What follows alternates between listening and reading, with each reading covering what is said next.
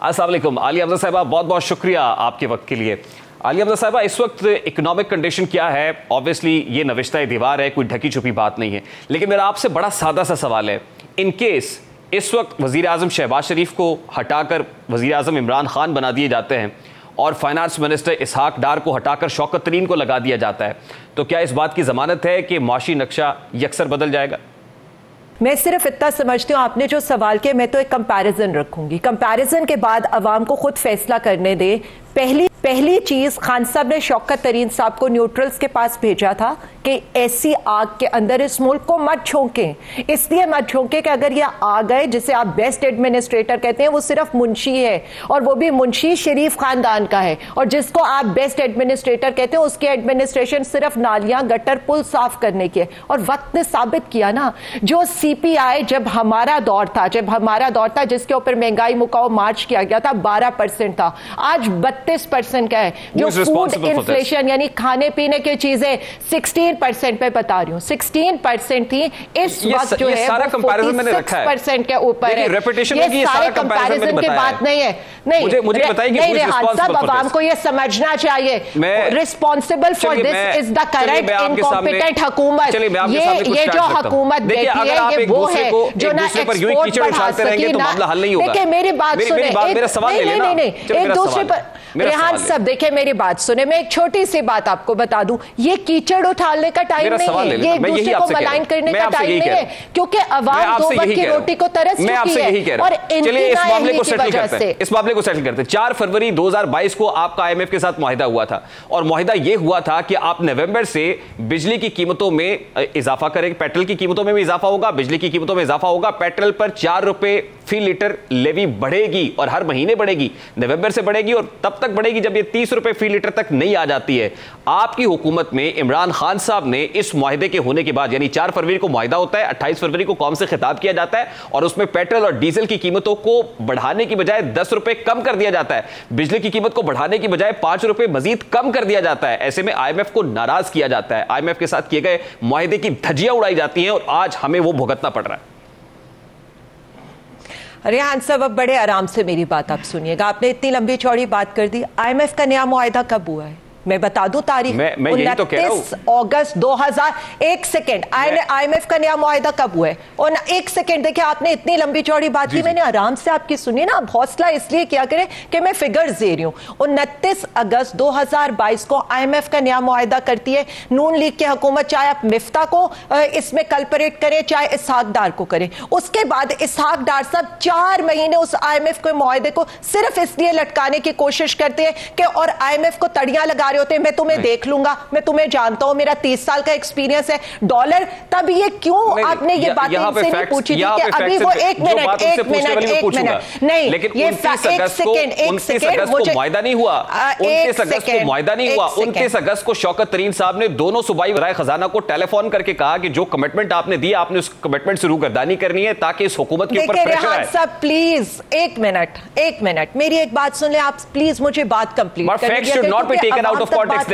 Facts آپ کو نہیں پتا نا، اس لیے کہ economic indicator I am an economist, I can say better things on the economy rather than you. جو آپ لکھا ہوا پڑھیں گے میں اس سے بہتر آپ کو بتا دوں گی. اس لیے بتا دوں گی کہ جس چیز کو آپ ٹویسٹ کر رہے ہیں، ایک سیکنڈ ریحان صاحب، جس چیز کو آپ ٹویسٹ کر رہے ہیں، ایک سیکنڈ میں نے آپ کو بتا دیا کہ انہوں نے نیا معاہدہ کیا ہے، جس نئے معاہدے کو انہوں نے 4 مہینے ڈیلے کیا ہے اور اس 4 مہینے کی کاسٹ آج آپ سے یہ پوچھ رہا ہوں کہ جس وقت آپ نے IMF سے کمٹ کیا تھا کہ آپ پیٹرول کی پرائسز کو انکریز کریں گے تو اس وقت پیٹرول کی پرائسز کیوں بڑھائی تھی 28 فروری کو؟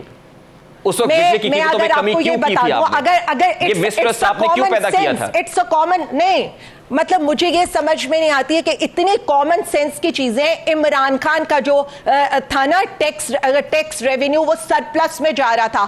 آج اس وقت صورتحال اس ملک کی یہ کہ 700 ارب روپے کا انہوں نے ٹیکس ریونیو اکٹھا کرنا ہے، 500 ارب کا اکٹھا کرتے ہیں اور شادیانے بجاتے ہیں، 20% کے اوپر قرضہ لیتے ہیں اور شادیانے بجاتے ہیں. IMF کو تڑیاں لگاتے ہیں. اور ایک سیکنڈ اب آپ نہیں بولیں گے، रेवेन्यू शॉर्टफॉल, फिर आप फैक्ट्स को डिस्टॉर्ट कर रही हैं। एक सेकंड रेहान साहब, आपको देखिए एक सेकंड, मैं फैक्ट्स को डिस्टॉर्ट नहीं करी, मैं अवाम को ये बताना चाह रही हूँ कि अवाम का लिया हुआ सरप्लस टैक्स इमरान खान उन्हीं के ऊपर लगा रहा था। देखिए मेरी बात सुने, हम तो IMF का प्रोग्राम खत्म कर रहे थे इसलिए कि हमारा सरप्लस बजट भी था, हमारी एक्सपोर्ट्स भी ज्यादा थी, हमारी रेमिटेंसेस भी ज्यादा थी, हमारी ग्रोथ भी ज्यादा थी। जब आपके पास एक सरप्लस बजट होता है, एक सेकंड, IMF प्रोग्राम डीरेल तब होता है जब IMF के साथ आप इन शराइत के ऊपर जाए। एक सेकंड, IMF के साथ आपकी डील तब खराब होती है जब आप रेवेन्यू कलेक्ट नहीं करेंगे। IMF आपको कहता क्या है? IMF आपको ये कहता है कि आप अपनी सारी चीजों को टैक्स नेट के अंदर लेकर आए।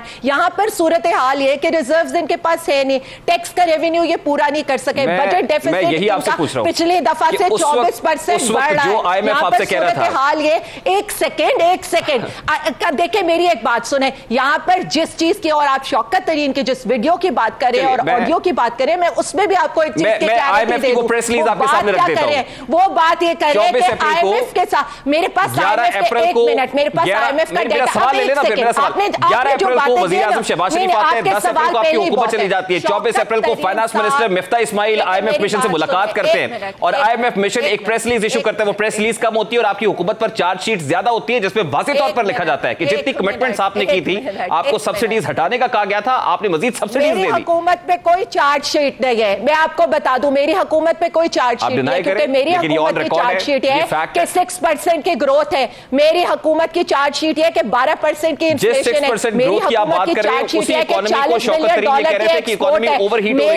मेरी नहीं वो नहीं, शौकत तरीन ने जो बात किया, मैं उस बात पर भी आ जाऊं। उन्होंने बात ये की थी और उन्होंने कैटेगोरिकली ये बताया था कि IMF से झूठ मत बोले, हम आपको सरप्लस बजट सूबों से इकट्ठा करके नहीं दे सकते, इसलिए कि यहाँ पर सैलाब के हालात है, हमने अपनी अवाम को रिलीफ देना है। अगर सच बोलना झूठ है तो ठीक है, मुझे ये बता दें।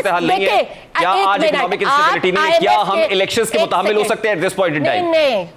क्या ऐसी इकोनॉमिक कंडीशन में हम इलेक्शंस के मुताबिक हो सकते हैं? क्या हम इस बात के मुताबिक हो सकते हैं कि एक हल्के में इलेक्शन कराने के 1 अरब 20 करोड़ रुपए सर्व किए जाए? क्या इतने पैसे हुकूमत की किटी में है इस वक्त?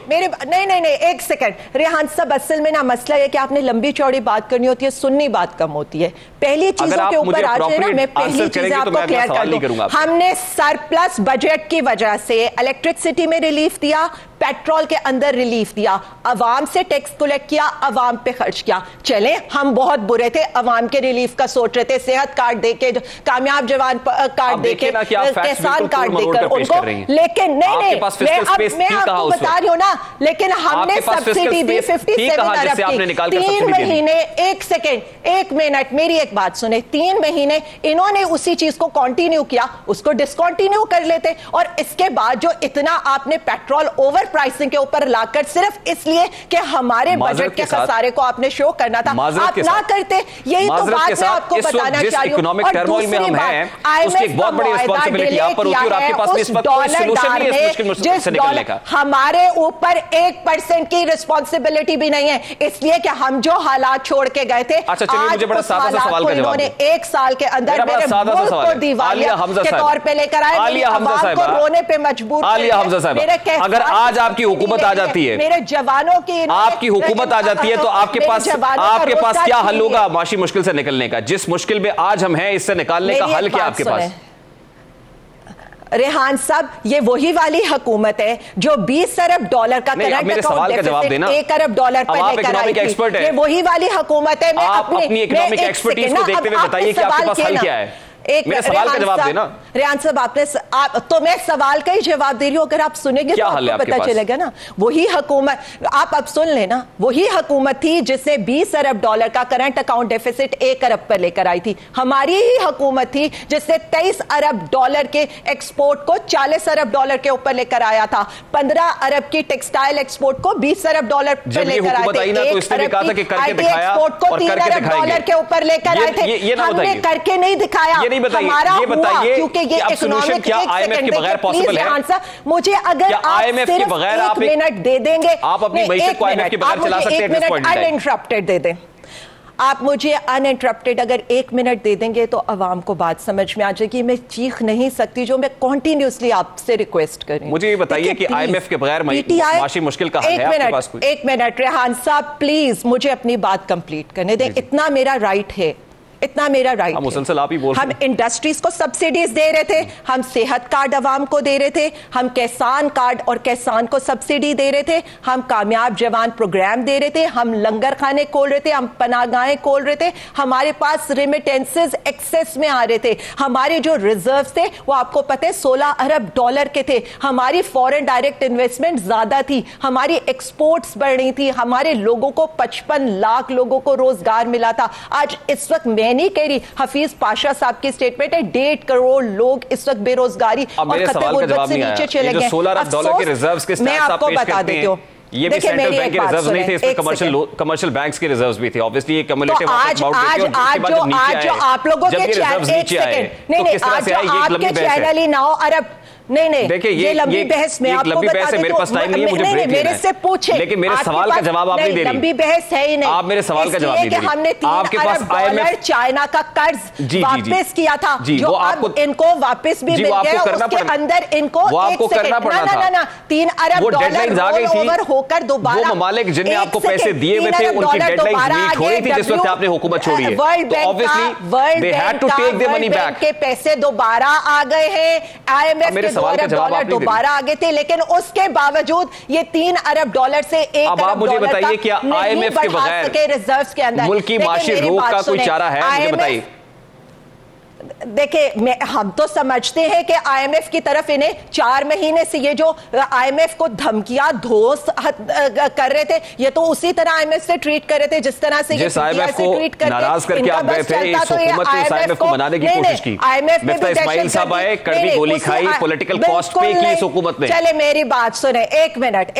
مفتہ اسماعیل صاحب کی آپ بات کریں نا, وہ تو اسحاق ڈار پہ سارا کچھ الزام لگا رہے ہیں. پھر ایک بات آپ ان کی یہ بھی مان لے کہ وہ یہ کہہ رہے ہیں اسحاق ڈار نہایت, یہ تو میں اس حکومت سے پوچھوں گا, یہ تو میں اس حکومت سے پوچھوں گا, لیکن اس حکومت نے آتے ہی پولیٹیکل کیپٹل لوز کیا ہے نا, پولیٹیکل کاسٹ پے کی ہے صرف آپ کی وجہ سے. کہ ڈالر نہیں, نہ انہوں نے پولیٹیکل کاسٹ پے کی ہے, سیاست بھی تباہ کی ہے, ملک بھی تباہ کی ہے, ریاست بھی تباہ کی ہے. اس ڈالر ڈار سے سوال ہونا چاہیے کہ آپ تو جب ایئر فورس بن کے تیارے میں بیٹھے تھے تو آپ نے کہا ڈالر ڈر گیا, لیکن آج صورتحال یہ ہے کہ قرضہ 2600 ارب کا کم ہوا تھا. تو بہت بہت شکریہ عالیہ حمزہ صاحبہ, پاکستان تحریک انصاف کی رہنما ہمارے ساتھ موجود تھی.